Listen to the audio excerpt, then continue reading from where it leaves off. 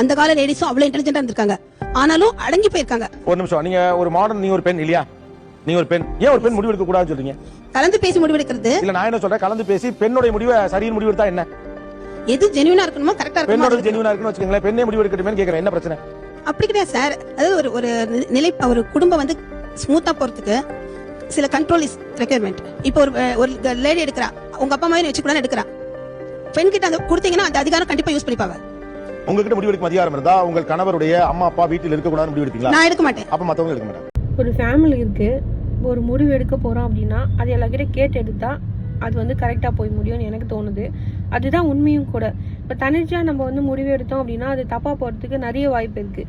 இப்போ ஃபேமிலி கிட்ட கேட்கும்போது அப்பா ஒரு சஜஷன் சொல்லுவாங்க, அம்மா ஒரு யோசனை சொல்லுவாங்க, ஒய்ஃப் ஒரு யோசனை சொல்லுவாங்க. ஸோ அதெல்லாம் வச்சு யோசிச்சு எது கரெக்டாக இருக்குமோ அது பண்ணால் உண்மையிலே வந்து கரெக்டான முடிவு எடுக்கலாம்.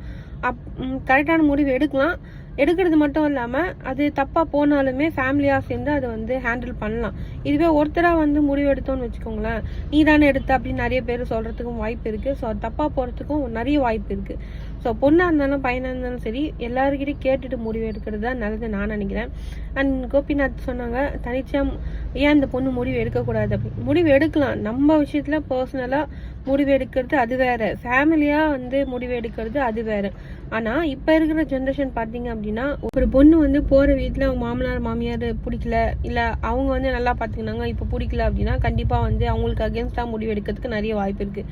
அவங்க மேலே தப்பே இல்லைனாலும் சரி. ஸோ ஏன்னா அப்படிதான் நம்ம இப்போ இருக்கிற ஜென்ரேஷன் அப்படி தான் இருக்குது. மாமனார் யாரும் தேவையில்லை, தனியாக இருக்கணும் அப்படின்ற மாதிரி ஒரு மைண்ட் தாட்டு, அப்புறம் நம்ம சுதந்திரமாக இருக்கணும் அப்படின்னு ஒரு மைண்ட் தாட்டு. ஸோ இந்த மாதிரி நம்மளுக்கு ஏற்ற ட்ரெஸ்ஸு போடணும் அப்படின்னு ஒரு மைண்ட் தாட்டு. ஸோ அப்படி இருக்கிறது தப்புன்னு தான் நான் சொல்வேன். என்னை பொறுத்த வரைக்கும் ஃபேமிலியோட கேட்டுட்டு, பையனாக இருந்தாலும் சரி பொண்ணாக இருந்தாலும் சரி யாராக இருந்தாலும் சரி ஃபேமிலியோட சேர்ந்து முடிவு எடுக்கிறது தான் பெஸ்ட்டாக இருக்கும். அது 100% பெஸ்ட்டாக இருக்கும்னு நான் நினைக்கிறேன். ஸோ நீங்கள் என்ன நினைக்கிறீங்கன்னு கமெண்ட்டில் சொல்லுங்கள். நான் அந்த ஆண்டி அவ்வளோ கேவலமாக பேசியிருக்காங்க, கமெண்ட்டில் பார்க்கும்போது அவ்வளோ இதுவாக இருக்குது. இவனுங்களுக்கெல்லாம் கமெண்ட் பண்ண தான் தெரியும், இவனுங்க வந்து அவங்க ஃபேமிலியில் நடக்கும்போது தான் அப்போ தெரியும். ப்ராக்டிக்கலாக யோசிக்கிறவங்க சில பேர் தான் தெரியாமல் ஏதோ ஒன்று பேசணும், ஏதோ ஒரு கமெண்ட் பண்ணணும், அவங்கள திட்டணும் அப்படின்னு நினைக்கிறவங்க தான் மீதி பேராக இருக்கிறாங்க. அந்த தர்கூரிஸ் தான் கமெண்ட்டில் அந்த அளவுக்கு பேசுறது. ஸோ உங்களோட கருத்து என்னென்னு கமெண்ட் சொல்லுங்கள். நீங்கள் சொல்லுங்கள், ஒரு ஃபேமிலியில் ஒருத்தராக தனிச்சையாக முடிவு எடுக்கிறது கரெக்டாக இருக்குமா? பொண்ணாக இருந்தாலும் சரி பையனாக இருந்தாலும் சரி ஒரு ஃபேமிலியாக முடிவு எடுக்கிறது கரெக்டாக இருக்குமான்னு கமெண்ட்டில் சொல்லுங்கள். ஸோ பார்ப்போம்.